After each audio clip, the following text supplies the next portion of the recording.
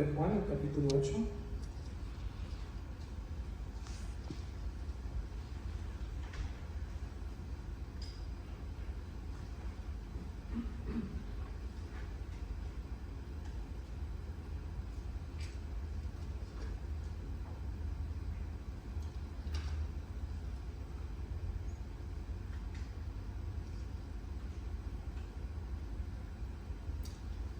Amén, continuamos.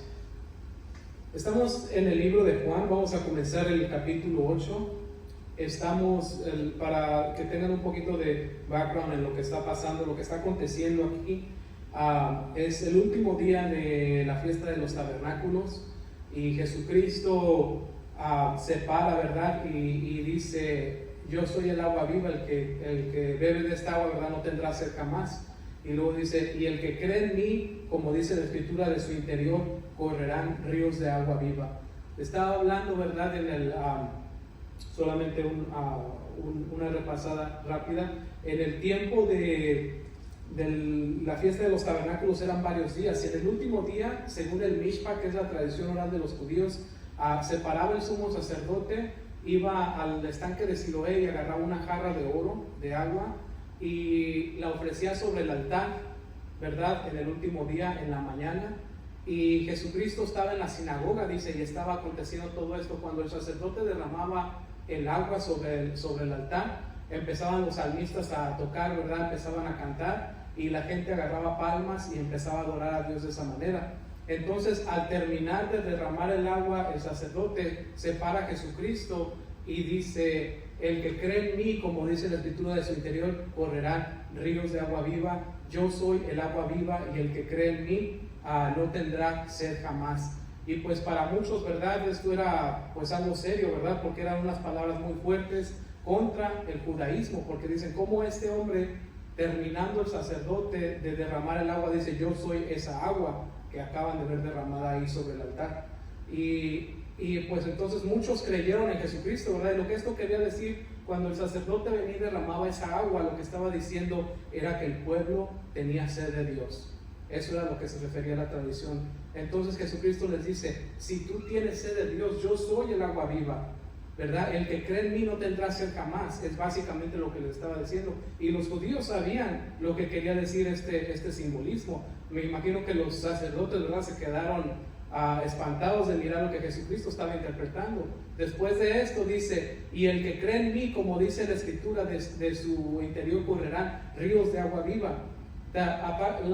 Del derramamiento de agua sobre el altar simbolizaba dos cosas: el reconocer que los judíos tenían hambre y sed de Dios, y la segunda era una oración por lluvia sobre su tierra, o bendición sobre su tierra.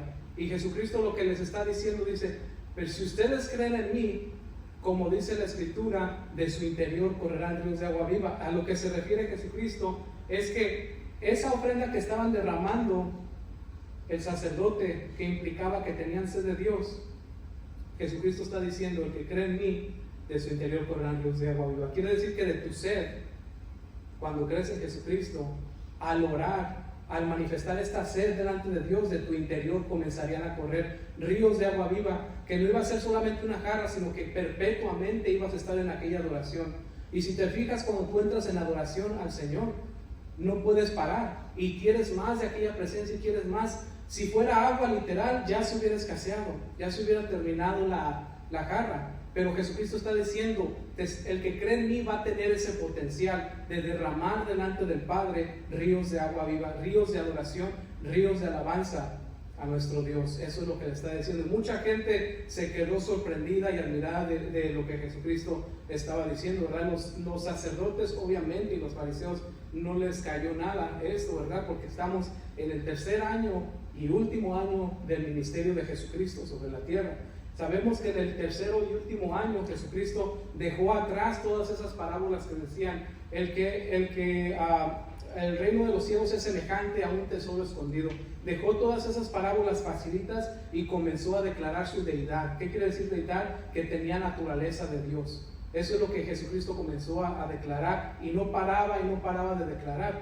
Miramos también en el servicio pasado que porque Jesucristo comenzó a predicar de esta manera, los judíos procuraban matarle, porque sabían que simplemente no les convenía que Jesucristo predicara de esta manera. Y Jesús les dice: por un tiempo de más, y voy a estar contigo, con ustedes, y después ya no.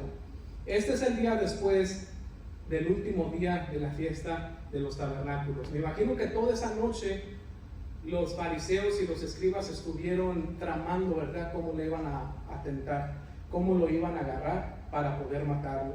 Y aquí está uno de sus de las formas en las que ellos intentaron aprender a Jesús. Dice, vamos a leer del 1 al 12 y después lo vamos a explicar. Dice: cada uno se fue a su casa, el 53, perdón. Luego el 1 dice: y Jesús se fue al monte de los olivos, y por la mañana volvió al templo, y todo el pueblo vino a él, y sentado él les enseñaba. Entonces los escribas y los fariseos le trajeron una mujer sorprendida en adulterio, y poniéndola en medio le dijeron: maestro, esta mujer ha sido sorprendida en el acto mismo de adulterio, y en la ley nos mandó Moisés apedrear a tales mujeres. ¿Tú pues qué dices?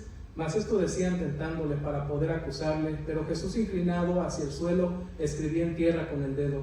Y como insistieran en preguntarle, se enderezó y les dijo: el que de vosotros esté sin pecado, sea el primero en arrojar la piedra contra ella. E inclinándose de nuevo hacia el suelo, siguió escribiendo en tierra. Pero ellos, al oír esto, acusados por su conciencia, salían uno a uno, comenzando desde los más viejos hasta los postreros. Y quedó solo Jesús y la mujer que estaba en medio. Enderezándose Jesús y no viendo a nadie sino a la mujer, le dijo: mujer, ¿dónde están los que te acusaban? ¿Ninguno te condenó? Ella dijo: ninguno, Señor. Entonces Jesús le dijo: ni yo te condeno, vete y no peques más.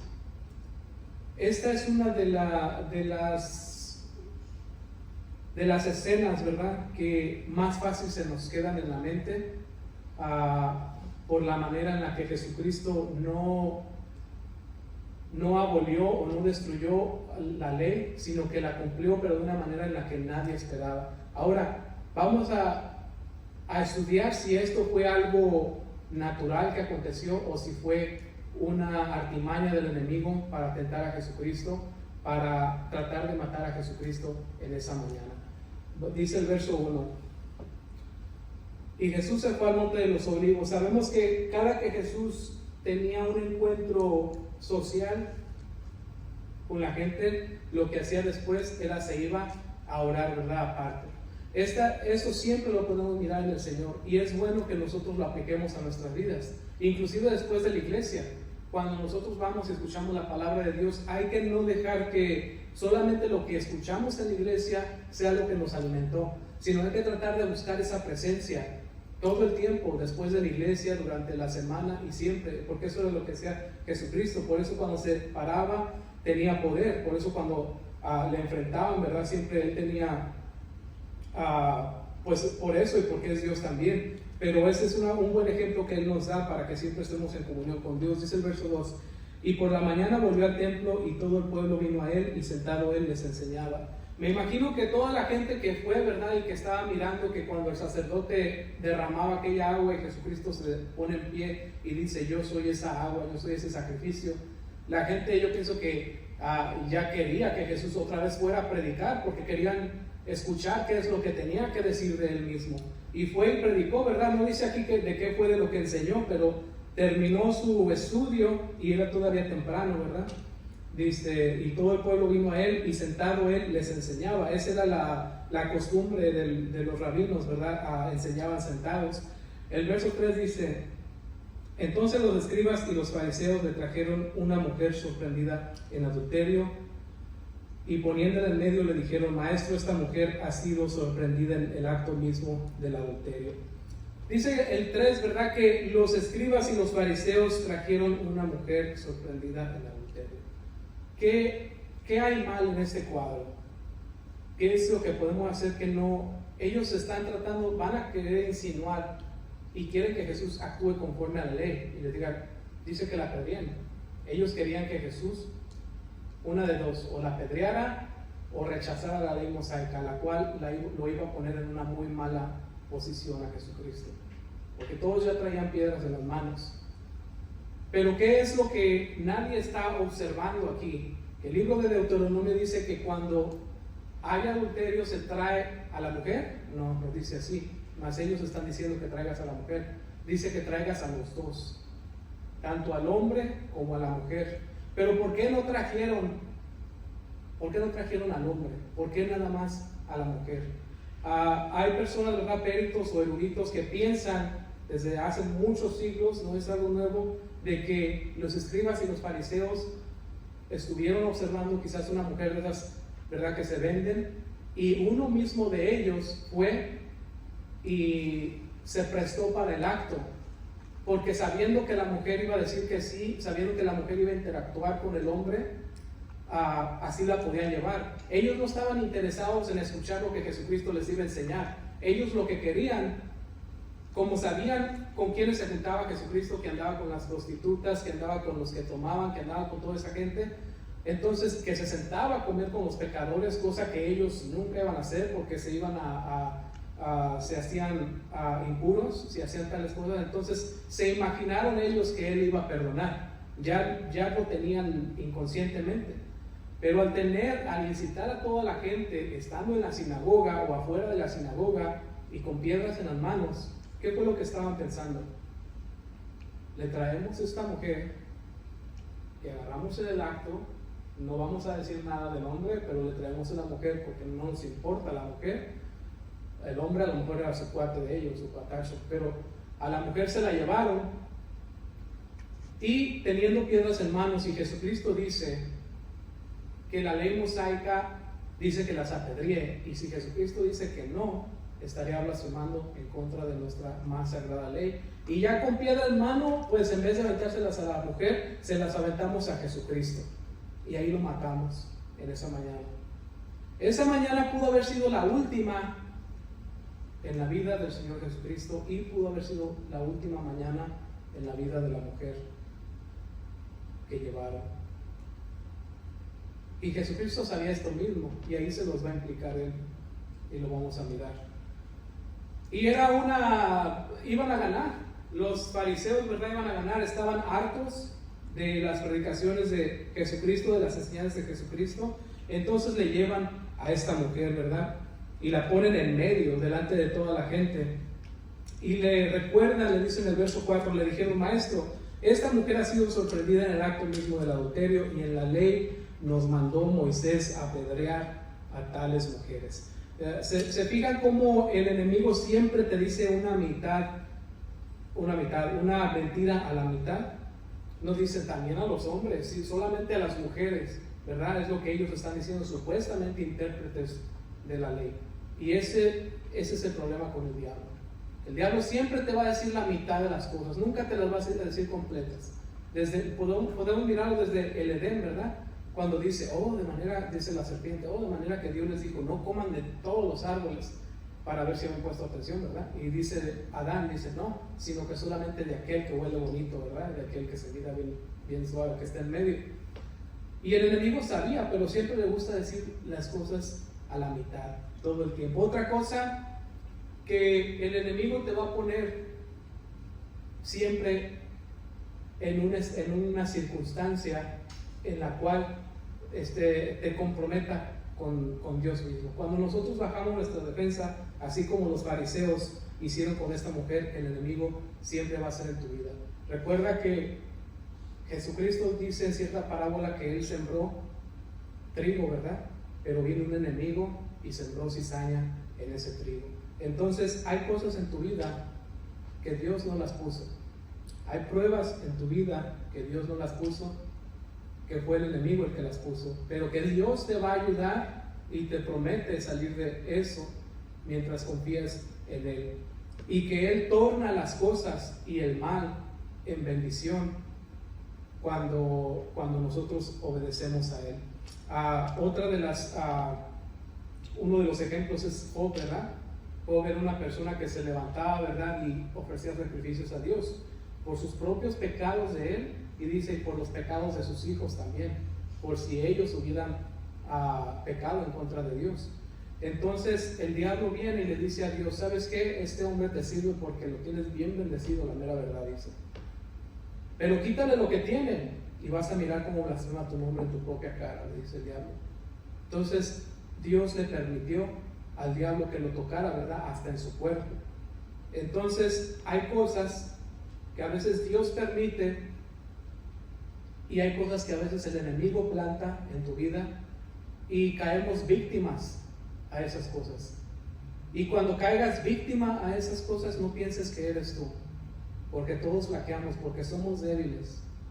Porque si fuéramos fuertes, Jesucristo no hubiera venido a esta tierra. Lo peor que puedes pensar es que tú así eres. Y eso es lo que el enemigo te va a decir, ¿verdad? Dice el drogadicto, a la persona que tiene malos hábitos. Dice, híjole, es que yo estoy bien perdido. No sé si te has topado con gente así. Que sí, yo soy bien alcohólico. Y yo estoy, no, ¿a mí cuándo? Y adaptaron una imagen de fracaso sobre ellos. Y dicen, no, yo estoy bien perdido, o yo soy bien perverso. ¿Han escuchado gente así? Desafortunadamente hay gente así afuera. Y dicen, y yo soy, y se pusieron el tag. Y se les olvida, o no saben, o ignoran, que el enemigo avienta dardos de fuego. No puedes tú prevenir los dardos que van a venir a tu mente, pero sí puedes prevenir cómo actuar acerca de ello. El Espíritu Santo nos da el poder de abandonar todo mal hábito. El Espíritu Santo nos da el poder y tenemos el conocimiento mientras permanecemos en oración, mientras permanecemos en adoración.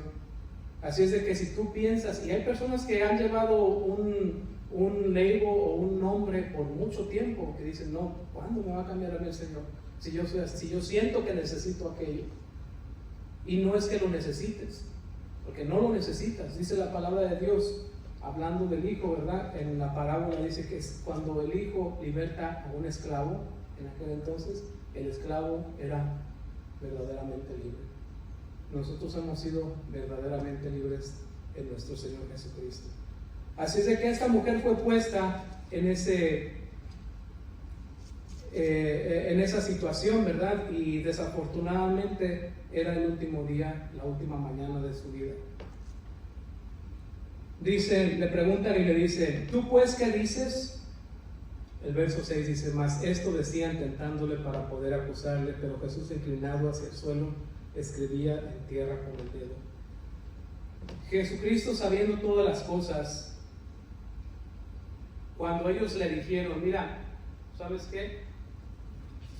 Vamos a apedrear a esta mujer, mira, aquí dice que las apedreemos, ¿verdad? Como enseñándole a Jesús, ¿no?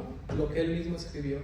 No sé si se acuerdan, ¿verdad? En el libro de Deuteronomio, de Éxodo, dice que el dedo de Dios escribió la ley en las primeras tablas. Siempre me acuerdo de la película, la primera que salió antigua, ¿verdad? De Moisés, cuando está Moisés en el monte, ¿verdad? Y sale como un rayo de fuego y ¡paz! Le pega a la piedra, ¿verdad? Y escribe los mandamientos. Y ese era el dedo de Dios, ¿verdad? Que dice supuestamente la película en el libro de Éxodo. Y mientras ellos le están diciendo, oh, mira, aquí dice esto, Jesucristo está implicando al escribir en la tierra, como para preguntarles, ¿quién crees que escribió eso? Eso es lo que les está implicando.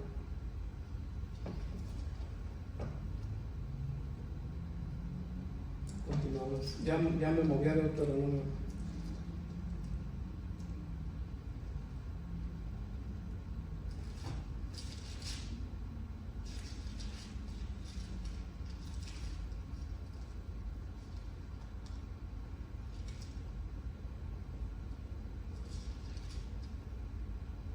Ok, dice, pero Jesús inclinó la tierra en el suelo, escribía en la tierra con el dedo. El verso 7, y como insistieran preguntándoles, se enderezó y les dijo, el que de vosotros esté sin pecado, sea el primero en arrojar la piedra contra ella. Esta respuesta no la estaban esperando, ¿verdad? Porque no dijo que no dijo no la apedreen, sino dijo el que esté libre de pecado, adelante. Si alguien ahí tenía la autoridad o estaba libre de pecado, era él mismo. Pero ¿qué es lo que estaba demostrando? Su persona. Estábamos cantando un canto que se llama La Bendición, y yo pienso que sí, ¿verdad?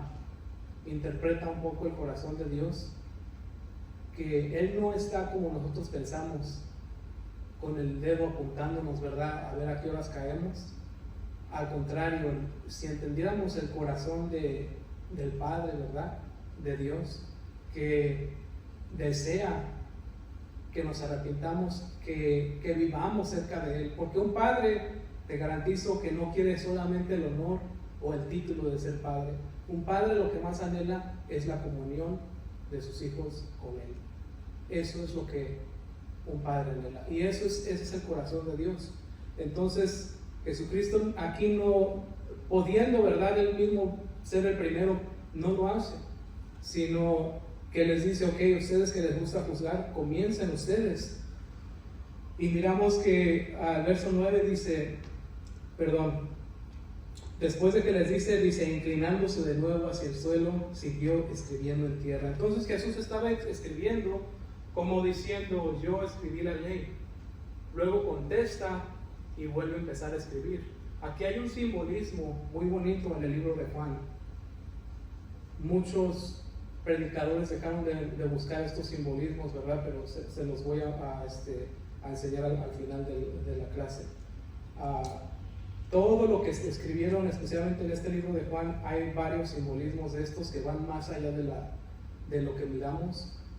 Y ahorita vamos a mirar por qué Jesucristo volvió otra vez a escribir, y por qué el escritor del libro, cómo fue llevado por el Espíritu Santo a poner estas cosas etapa por etapa, porque hay un cuadro muy hermoso que vamos a mirar al final de la predicación.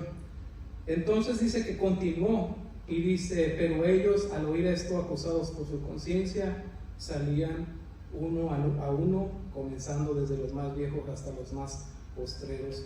Yo creo que 2 que 3, ¿verdad?, estaban listos ahí con la piedra hasta aventándola para arriba, ¿verdad? Y otros hasta haciendo malabar, yo creo, esperando a ver quién la aventaba primero, pero nadie se animaba, ¿verdad? Yo me imagino que si yo hubiera estado ahí,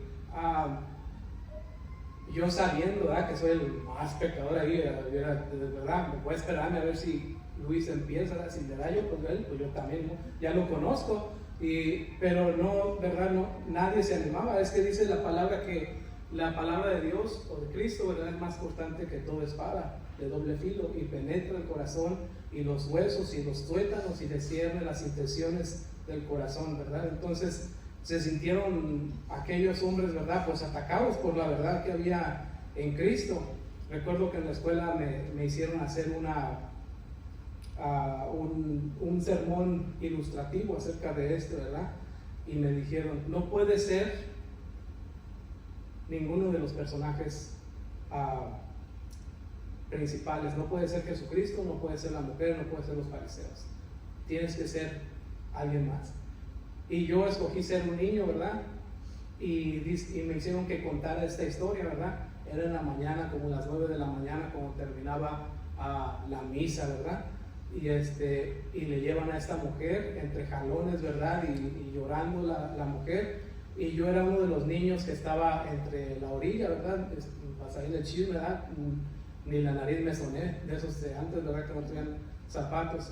Y recuerdo haber explicado esto y mirar cómo arrojaron a la mujer a los pies de Cristo, y cuando Cristo está escribiendo en la tierra, ¿verdad? Y podemos casi oler hasta la tierra, podemos casi sentir la presencia de Jesucristo, no juzgándote, ¿verdad? Y después que todos se van y miras que nada más se oye un sollozo, el de la mujer que está llorando, y nadie más. Y Jesucristo le pregunta, ¿dónde están los que te acusan? Ese es el próximo verso. Dice, pero ellos al oír esto, acusados por su conciencia, salían uno a uno, comenzando desde el más viejo hasta el más postrero. Hay quienes dicen que los viejos se fueron primero porque conocían más la ley y sabían que no calificaban, ¿verdad? Y hay otros que dicen que los más viejos porque tenían más pecados, ¿verdad? Tenían más trayectoria. Y yo creo que las dos son correctas. Y hasta los más postreros, ¿verdad?, se fueron. Y quedó solo Jesús y la mujer que estaba en medio. Dice, y enderezándose Jesús y no viendo a nadie sino a la mujer, le dijo, mujer, ¿dónde están los que te acusaban? Entonces hubo un silencio, ¿verdad? Cuando se fueron todas las personas que andaban a grito y grito ahí, cuando se fueron quedó un silencio, solamente la mujer, quizás llorando, ¿verdad? Y Jesucristo le dice, ¿dónde están los que te acusaban? Ninguno te condenó. Le pregunta, ¿verdad? Porque él sabe que era digna. Aunque haya sido una trampa, la mujer sabía en sí misma que era digna. Por eso Jesucristo le pregunta, ¿qué no te condenaron? Si nos ponemos en los zapatos de la mujer, y vamos a suponer que el día de hoy estamos en el trono de Dios y nuestros pecados aparecen ahí fresquitos. Si Dios nos dijera que nadie te ha condenado, sabríamos perfectamente de qué está hablando. Perfectamente miraríamos el peso de nuestro pecado. Y así lo estaba ella enfrentando. Pero ella mirando, ¿verdad? Volteando para todos lados, dice, ninguno, Señor. Entonces Jesús le dijo, ni yo te condeno, vete y no peques más. Jesucristo era el único que tenía el poder ahí de condenarla, pero no lo hizo. Le dijo, vete y no practiques más ese pecado. No le dice, vete y nunca más peques, porque sería imposible. No practiques ese pecado. No peques más. Se refiere a vivir en hábitos pecaminosos como en los que ella quizás vivía.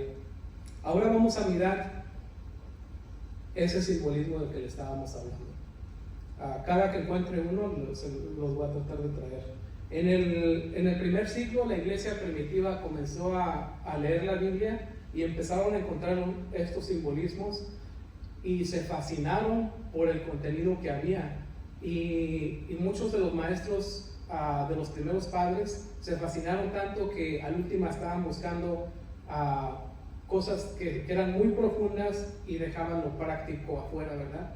Y esa no es la intención de Dios. Aunque podemos encontrar estos simbolismos, no es la intención de Dios. La intención de Dios es que pongamos en práctica lo que leemos. Pero si vemos aquí en el verso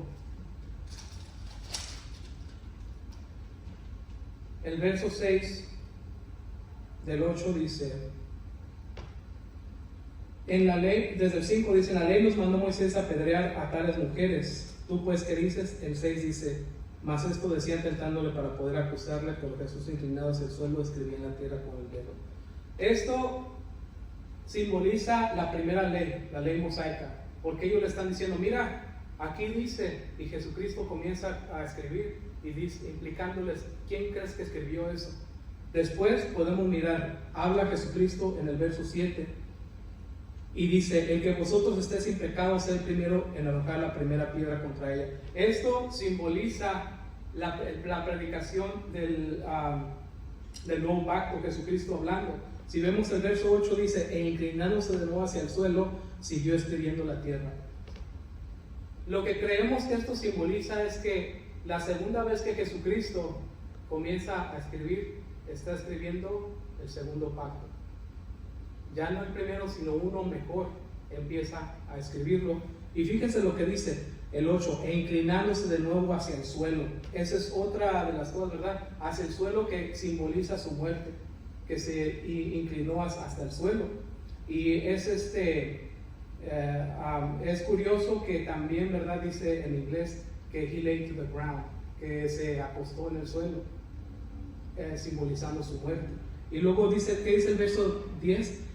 Enderezándose Jesús, y en inglés dice rising up, que quiere decir la resurrección de Jesucristo. Después de que escribió el segundo pacto, después se endereza y se levanta, dice, no viendo a nadie sino a la mujer, le dice, ¿dónde están los que te acusaban? Que quiere decir el perdón en el segundo pacto de Jesucristo. Y es curioso cómo lo escribió, ¿verdad? Juan, sin saber, está poniendo la primera ley, acusándole, después Jesucristo hablando de la segunda ley en el pacto de Cristo, y dice acostándose en la tierra o inclinándose hasta el suelo, y luego la tercera que dice enderezándose, le pregunta dónde están los que le condenan, y no hay ninguno, ¿verdad? Entonces Jesucristo le dice, ve y no peques más. Ese era el último día de la vida de esta mujer.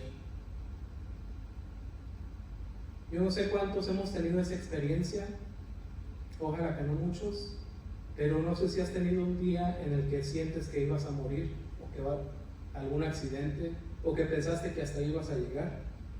Eso fue lo que experimentó ella.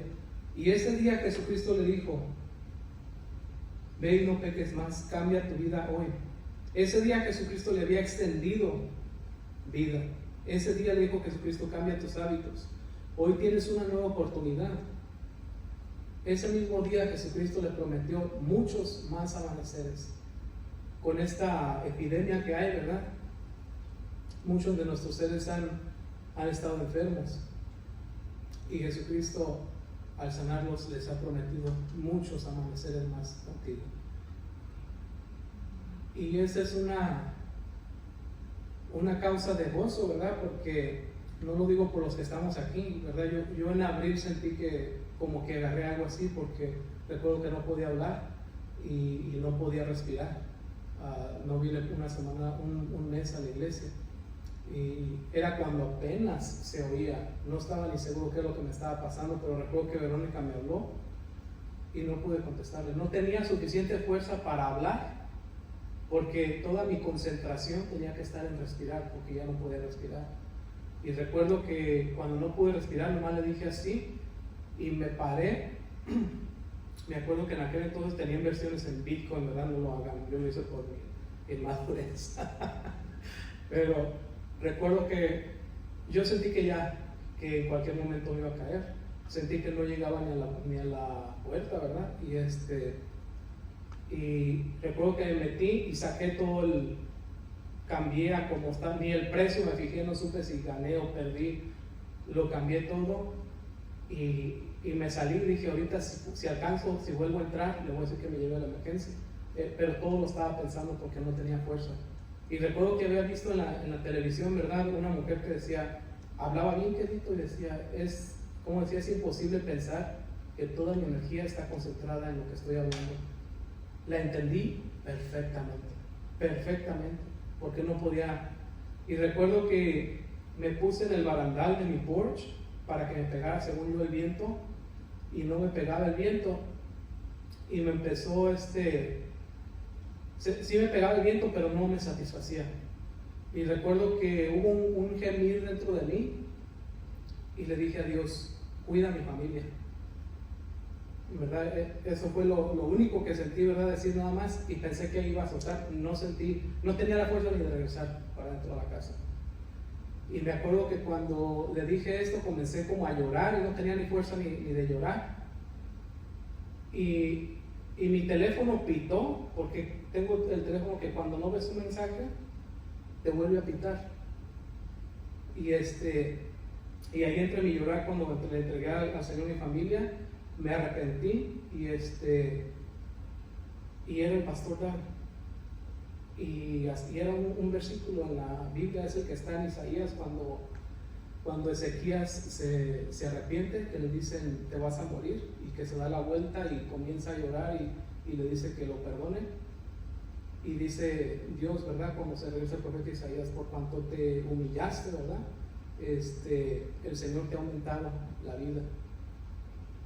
Leí eso, hermanos, mientras lo estaba leyendo, sentí como un torrente de agua que me entró por la nariz, fuertísimo, como si nunca hubiera tenido nada. Y pues entré temblando para mi casa, llorando, no sabía lo que yo sabía que me estaba muriendo. Nunca más volví a sentir eso, pero sentí la diferencia, como cuando te llega un aire tan fresco y tan fuerte, sentí aquel aire que me entró mientras leía las Escrituras. Y le dije: Señor, ¿sabes qué? Yo no sé qué voy a hacer de mi vida, pero tú sí sabes. Me has dado la nueva oportunidad. Haz de mi vida como tú quieras. No importa lo que yo piense que va a hacer, es lo que tú quieras hacer. Y pues desde ese entonces, ¿verdad?, pienso y me identifico con la mujer aquí, ¿verdad?, que sus amaneceres se le habían terminado, pero gracias a la misericordia de Jesucristo, le permitió seguir viviendo, ¿verdad? Y aquí estamos el día de hoy. Por eso no hemos parado de orar por la iglesia, ¿verdad? Los que han estado expuestos a esto, para que el Señor no termine su obra, sino que los use en su obra. Esto es lo que tengo para compartirles, hermanos. Vamos a orar. Señor, te damos gracias